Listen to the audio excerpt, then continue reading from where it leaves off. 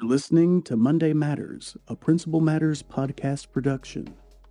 Hi, friends. This is Will Parker back with my co host, Dr. Jen Schwanke, for another Monday Matters. Jen, this is an episode coming out at the beginning of the month of December.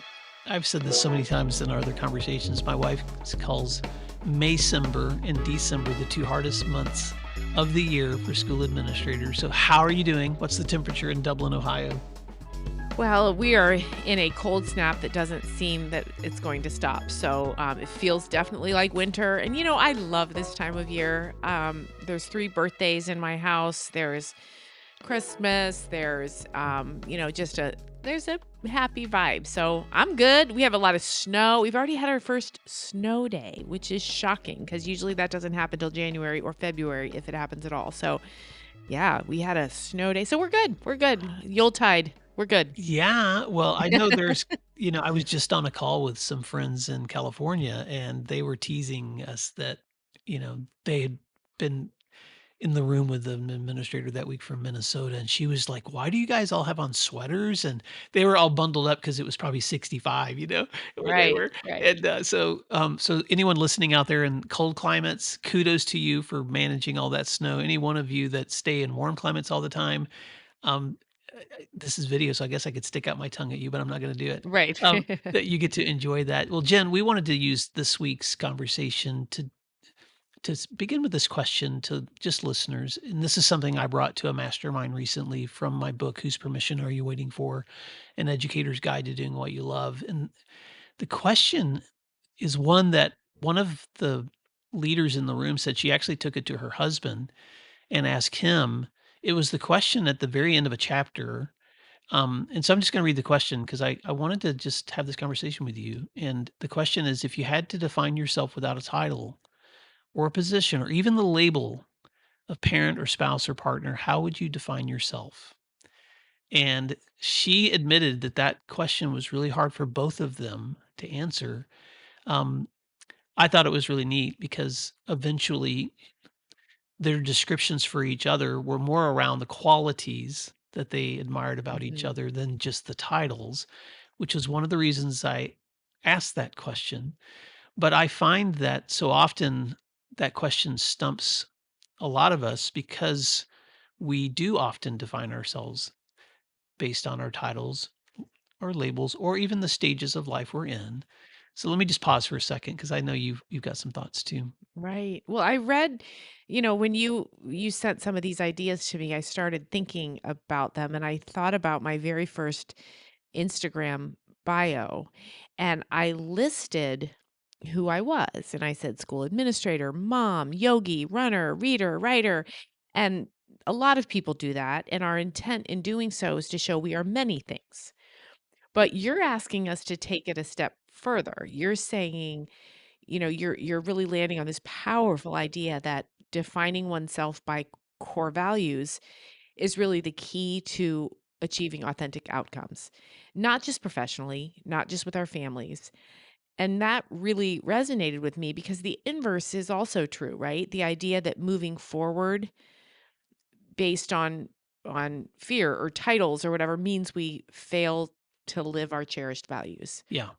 And that's a challenge. That's a real challenge. Well, and I think it's not just a challenge for us as humans, but I'm going to make a distinction that wasn't mine to make. I was at a conference with in September where I was keynoting, but I attended the other keynotes because I was really curious what was going to be taught.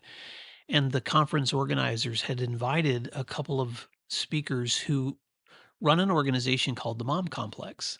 Catherine Winchek and Lauren Fitzgerald. I think I'm pronouncing their names correctly, and I'll put a link in the notes. But they've done a lot of research around how difficult it is for mothers in particular to answer this question. Um, and I wrote down a few things that they said in the keynote that were it's insightful to me. One is that across the mothers that they survey and work with consistently, they hear lots of doubt. A lot of moms just assume I'm doing it wrong. Two, there are no such things as experienced mothers because every stage is the one you've never been through before. Mhm. Two, a lot of mothers feel this like unbelievable pressure to be perfect, and so some of them are finally beginning to reject that notion. Um, 4, their research has shown them what you and I both know is true. Parenting has to be a team sport, but unfortunately, a lot of mothers get relied on as the main player. And 5, moms carry this really heavy mental load of trying to survive. And the point they made in that last point that stood out to me was they were leading a conference one time for couples, and they asked them to turn to each other and say the last 5 or 6 things you've said to yourself when in self-talk. And across the room, the women were expressing all these doubts, and the men were like, "Oh, I never think that about myself." And so there was this aha moment for me as a leader and a father, also realizing that this very question that you and I are chewing on can sometimes also be challenging depending on what your roles and labels are. And I know I'm not saying anything you don't already know, Jen. In fact, I don't know if we can talk about the some of the other things you're working on and writing right now, but let's go there for a second too.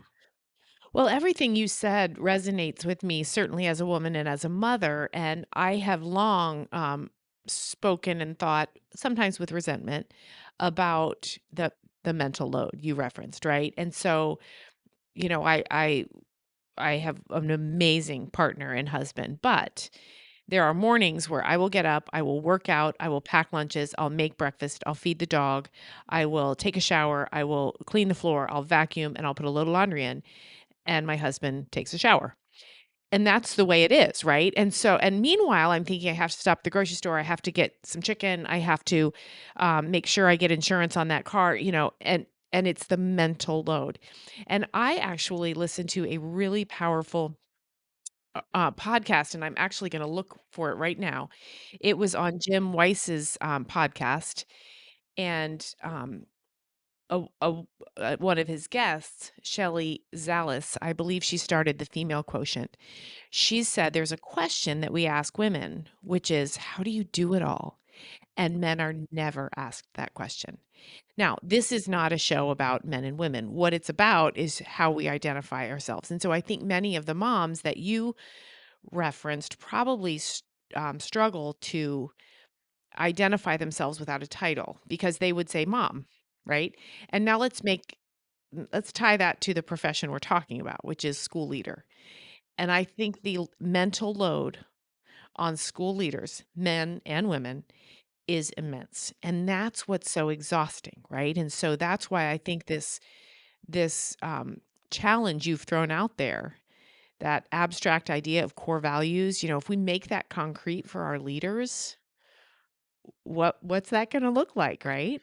Yeah, yesterday I was having coffee with a friend who has recently left the profession, starting a new career, and he was in the work for probably 20 plus years. He's not actually ready to retire, but he was just had decided I need to transition. So 13 years of school administration. And I asked him this question, Jen, that only another fellow school leader would get. I said, I'm really curious to know how you're doing now that you're having to break the adrenaline addiction. And his Mhm. eyes got so wide and he said, "Thank you for saying that. Really struggling, like, because in Mhm. this new work, I'm learning a lot of things, but I've never once had an overwhelming moment like I did in school leadership." And I'm just saying that to anyone listening because It's true. sometimes I think we just need to say it out loud. It's true. And you and Yeah. I now work in support roles where I'm just gonna say it straight up. I've never or seldom, I mean, I still have hard days, but not anything compared to what it's like to be in that role where you're constantly managing crisis and situations. And so on the one hand, I want to say to anyone listening as you step into December, thank you for your commitment, your undying, the sacrifices that you create, but also your commitment to wellness and self care for yourself. Um, Jen, there's so many directions I want to go with this conversation Right. because I'll say one other thing too. I have a guest on my show recently who's going to be introduced to our audience in about 5 or 6 months because you and I both are doing interviews that don't get shared now for a long, long time. And it's a friend. I'm going to go ahead and say who it is because um, when we um, when we introduce her to the rest of our audience, they'll recognize her. But um, um, well, actually, I don't have her You don't know where you don't know where to I go with don't this. have her permission yet to say all this, but she did so I will make you wait, but you're gonna hear an interview with a friend of mine who did some really great work in her dissertation around educator and principal wellness, and she actually reached out to me for references to high achieving leaders she could interview, and their commitments her research is showing what you and I are talking about right now too, which is that people that do this work sustainably have to stay committed to their own physical wellness, to their strong boundaries, to aligning their values with their work. But it never makes it easy. It never Mhm, makes it easy. And so, if I'm going to bring this back to the question I asked you at the beginning, which is how would you define yourself apart from your labels? When I asked that question to this group the other day, I said, Can I first say some things I see in you before you answer this question?" So, I want to say this to listeners because I see your courage and your tenacity and your commitment and your bravery and your thoughtfulness and your inspiration and your grit and your resilience and your ability to problem solve. And I don't think sometimes we recognize those are values that are transferable way beyond the labels and the titles that you have. And so if someone hasn't told you that lately, I just want to invite you to re-examine who you are, because who you are is pretty damn impressive. mhm. And so, Jen, other thoughts? Uh, well, I appreciate you saying that to our listeners. I was at a building this morning and I watched the principal navigate about 8 different situations going on and hold a coherent, thoughtful conversation with me at the same Yeah, time. And I said, "My goodness, Julie, this is unbelievable." And I mean, it was everything. It was a parent calling whose child is terminally ill. It was a bus that was all kinds of mess. It was the school breakfast program. It was then the Ice Ice Baby song came on the music, the PA, and she said that's we play a song for 1 minute and that's the time that the kids have to leave breakfast and get to their class. And then her assistant principal's son needed some. I was like, this is mental load, right? This is what the adrenaline rush is. This is what we will miss when it's gone, but it's also what exhausts us. And, I was thinking about the friend you had coffee with. Adrenaline feels good. It really does. And to me, those are the times that I felt the most effective when I could absorb all of these things and manage them well. But it's also what exhausts us at night and makes us wonder as principals, oh my goodness, what did I do good today? We forget all the good that we do in a day. And I've often encouraged principals, take that time, write down some of the decisions you made today or the problems you solved today. You probably forget the ones that happened even 4 or 5 hours ago. So we do need to take some time to pat ourselves on the back to say, wow, I'm gritty, I'm tough, I'm compassionate, I'm empathetic, and really make that list of those core right. values that identify I'm us. funny. I'm I'm gracious. funny, I'm nurturing. Because gracious. these are things I see in leaders all the time too. How in the world do Right. they keep their sense of humor through all Oh of my this? gosh. And so, so at the risk of sounding preachy, I want to say a couple of applications. And I'll probably share this in the post that accompanies this podcast because you and I have shared some of these notes in advance, and sometimes I'll put these on LinkedIn, sometimes I don't. But here's the challenge: when you apply your most important core values that define who you are to your work, then the chances are the outcomes are going to be better at reflecting those values. So when your work becomes tasks, it's really it's like onerous. But when your work is reflecting somehow those values that you hold, there are some things we have to do that just are always going to be a pain. But sometimes it's a good way to reframe the work because the inverse is true too. If we step into our work and we're letting fear guide us or our egos get in the way, because I'm not listing these things as a way to make us be arrogant. I'm listing these things as a way for us to revisit our best versions of ourselves. If we step into it with fear or ego, then we're simply moving forward based back again on those titles, those labels, and we may fail to experience or cherish the moment that we're actually in. And people that are on the other side of us know it. Um, Jen, we're having this conversation right after Thanksgiving and we're looking at Christmas. And last year I lost both my parents. And so holidays are still very special. And I can see the reflection of my parents and my family. So I miss them, but I also have the joy of seeing them reflected in all of us. But I remember asking my dad one time when he was well into his 70s or maybe even his 80s, how do you want to be remembered? And he said, something really simple. My dad had been in the military, he'd been a farmer, he'd all these things, all these labels, but he said, "I just want to be remembered as a man who loved and supported my family and my wife." Just a simple statement, but it summarized his values and his character. And it may not be warm and fuzzy to just remind leaders to remember the qualities of who you are apart from the titles and labels. But, I kinda wanna give a dare, like, try it.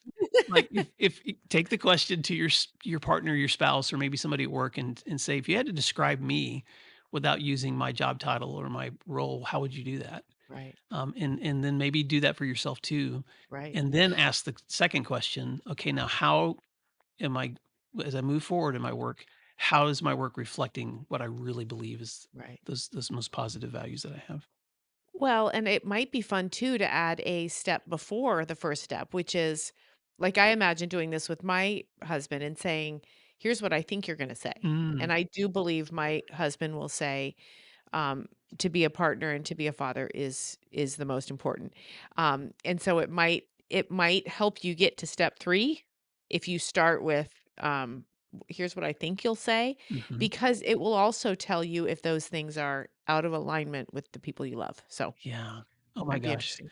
Well, thank you, Jen, for letting me bring that conversation to the listeners and Principal Matters listeners. Thank you for the amazing work that you do. I've said this before, Jen, but there's such a privilege and an honor to get to work like you and I do, supporting leaders, having walked in those shoes and now being able to step alongside people and see them shine and not be perfect. I like to do Right. this to people all the time. The goal is growth, not perfection.